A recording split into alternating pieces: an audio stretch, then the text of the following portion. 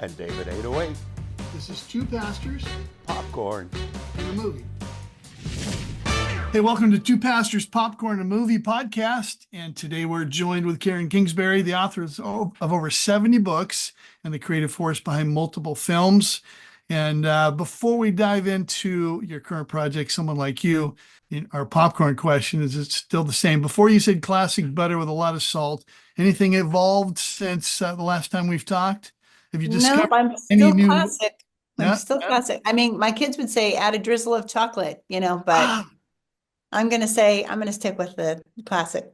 I was going to say, I just discovered that too. They have it at Costco, these bags of popcorn with Yes.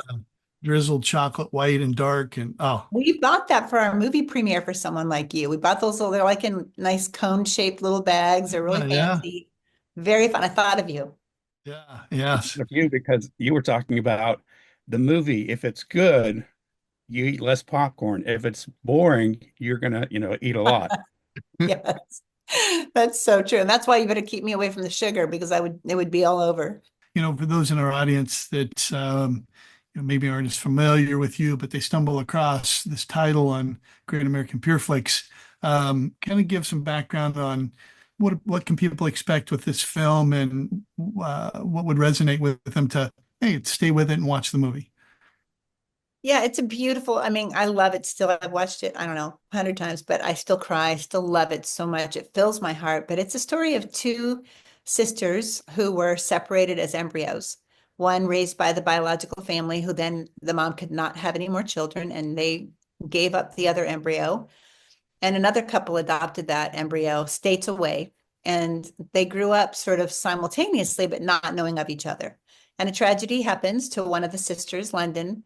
And the guy who was in love with her, only her best friend. They were never more than friends, but he was in love with her. But he wants to do, when he finds out about the other embryo, which London didn't know, and that Dawson didn't know, her friend didn't know.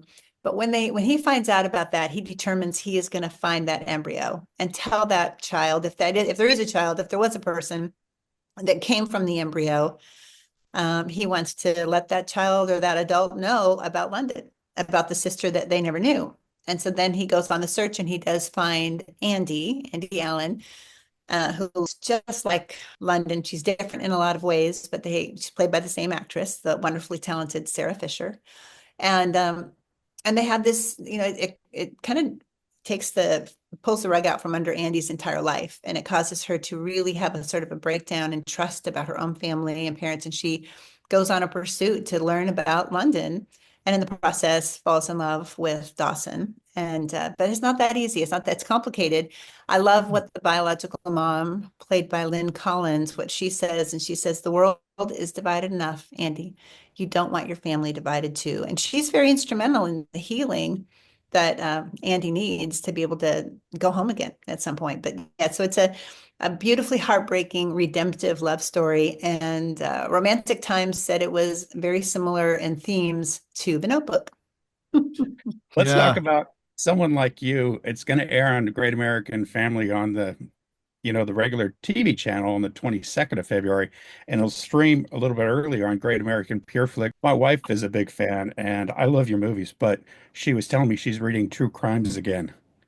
So one of your earlier books. So yeah. Oh, she's reading those. Yep. I had 4 true crime books when I finished with I was a journalist, sports writer, and then I was working for the LA Daily News as a front page crime writer of all things. Not what I would have chosen. And I'd never read crime books. That was never my thing, but God allowed me to stay home and be a stay-at-home mom with our firstborn in that season. And I never had to step out of the house to work after that. I got to write books, 4 true crime books, and then I got to start doing what I love, which is the life-changing fiction.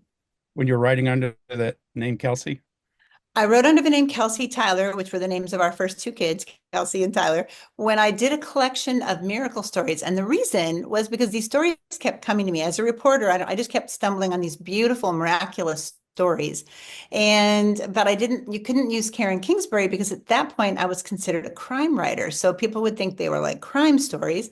So they said, you need a nom de plume, you need a false name here. And I just chose my 2 kids, Kelsey and Tyler. And I had 4 books that were collections of miracle stories. That's fascinating that you went from sports writer to true crime. That's, Yeah. I would have never known that. Yeah, it was Fascinating. fascinating to me too. It was crazy. I was one of the first women in locker rooms of the Dodgers, the Raiders, the Lakers when I was in LA. I was coming out of Cal State Northridge and got an internship with the Los Angeles Times my senior year doing it was a stringer job, basically doing high school sports. And that moved to, I quickly rose up doing features out of all the major pro teams in the area. But I truly didn't think we belonged, the women, I didn't think we belonged in the men's locker room. It wasn't my ideal. It was odd, and they're having fun. They're saying things that they're just trying to be goofy and whatever. And I would have to keep my eyes, at eye level and above. I just did, and I was professional and got my job done. But when they offered me the front page to do the Sunday feature, like wrap up story of the week, I mean, that was a huge Hmm. honor. And I missed the fun of sports when I made that move to doing crime stories and sad stories from the news. But it was the right decision, and it really grew me as a writer. So on this, your latest movie, Someone Like You, um, as we were watching the movie, we noticed some similar, your last name listed a few times. Family affair, behind the camera, in front of the camera, what did that look like? It was so fun. The Lord has really blessed us in this season that our family is made up of people who could be doing this for a living for somebody else. So when I went to discuss this with my husband, like, should we open our own production company and just make movies? And he said, you know what, if we have to sell everything, we need to do that. And we funded it ourselves, this first movie, because we felt it was that important to show proof of concept. So Tyler, our oldest son, is a director, and he's been directing things since he was so young. Like, he's done short films. This was his first theatrical feature, but I knew he was ready, and literally went and asked him, would you pray about it and think about it? Because I know it's a lot of pressure. And he did. He took a few days and said, all right, I'm all in. And it was great because our stars, like the ones that really were the leads, I mean, he pulled the most beautiful performances, and all of them wrote glowing letters to him, like, you took us to another level as actors. And so that was amazing. And then, I mean, even my husband was the animal wrangler for the dog in this movie. My sister Trish has been my CFO and administrative assistant for 20 years. And I said, Trish, I'm not writing a book. You're going to be the line producer. She learned how. She got us a grant or a rebate from the Tennessee Film Commission. And there's tons of paperwork with payroll and with insurance and just all the different aspects.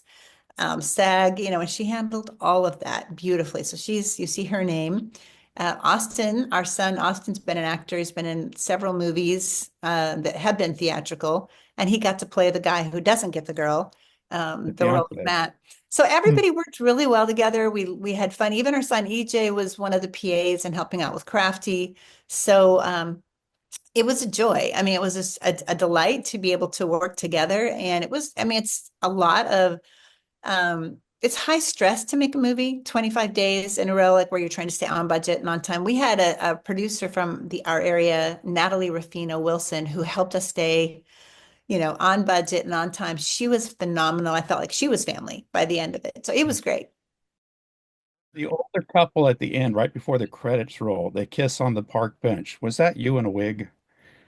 I appreciate that because it was such a sweet idea. But no, that was Jeannie and Lewis, friends of Trish. They run the Bible study that Trish and my mom go to.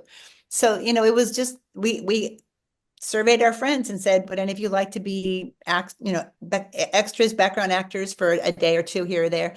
Because we're really trying to watch our budget. And if that would be fun for you, we would love to have you come and we'll feed you a good meal.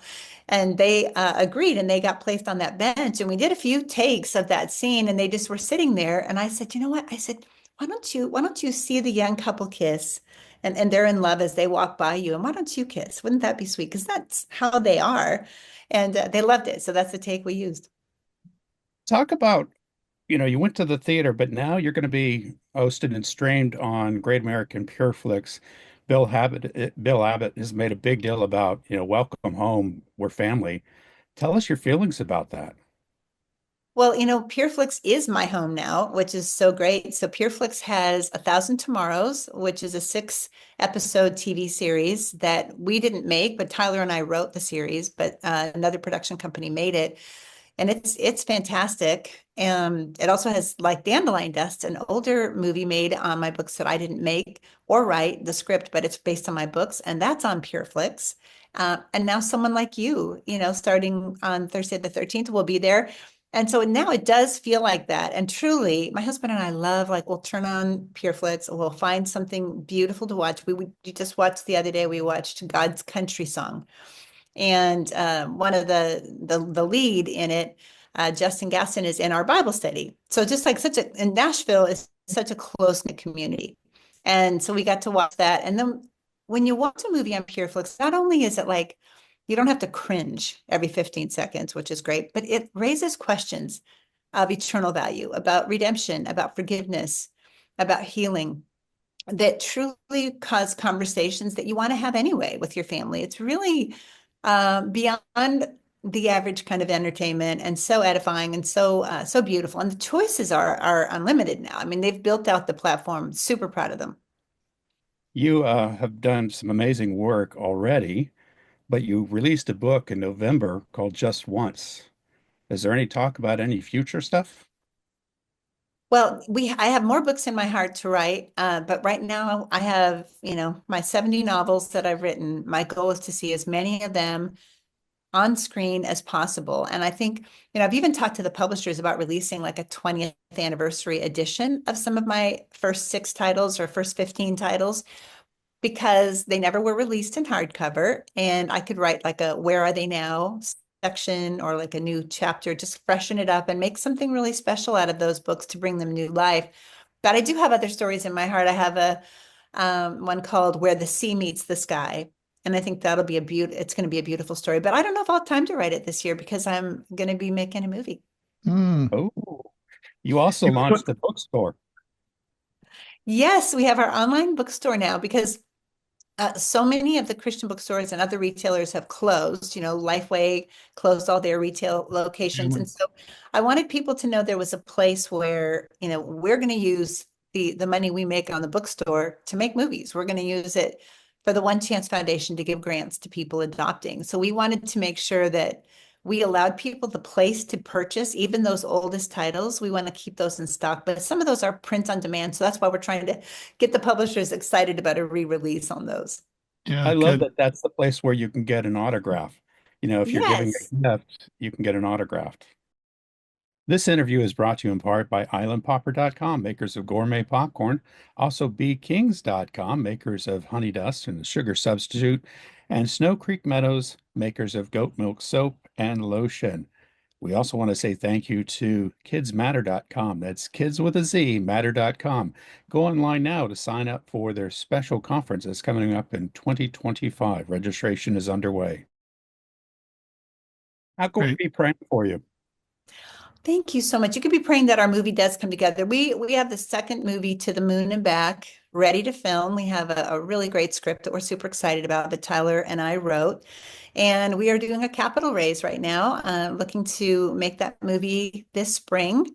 We feel like we're not supposed to use our own funds for this, although the first one did well. And Okay. we kind of prayed, Lord, if it breaks even or makes some money, we'll make another one. And it did. So that's great. So yeah, please pray that we can get that movie made, because it's set against the backdrop of the Oklahoma City bombing.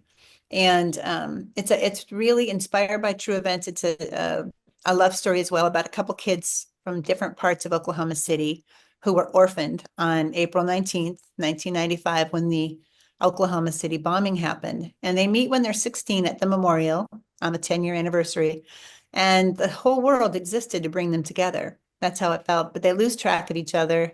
And then 12 years later, at age 28, they find each other, and they have to reckon with the fact that they're in different places spiritually. So can love really truly come from the sorrow and ashes of a tragedy like that? So anyway, that's going to touch a lot of people. It brings up the reality that God is not the reason for the bad things that happen, but He is the rescue. And I would love for Yeah. you to pray about that. Thank you so much for bringing us together with Karen, and for your movie to be out in front of everybody. I say your movie because that's her heart, that others' lives would be touched. Pray for her production company, pray for her family, and all those that would tune in to watch it coming up on Pureflix. But thank you for the work that she and her family have done in the past and will do in the future. Amen. Thanks for joining us for Two Pastors, Popcorn, and a Movie. We enjoy talking about movies and shows that are coming to a theater and or streaming. We'll be back next time with more incredible interviews and movie news. And amazing information. Popcorn. Want some more popcorn? I would love some more popcorn. Take some more popcorn. Yeah, let's go get some more popcorn. Okay, we'll see you later.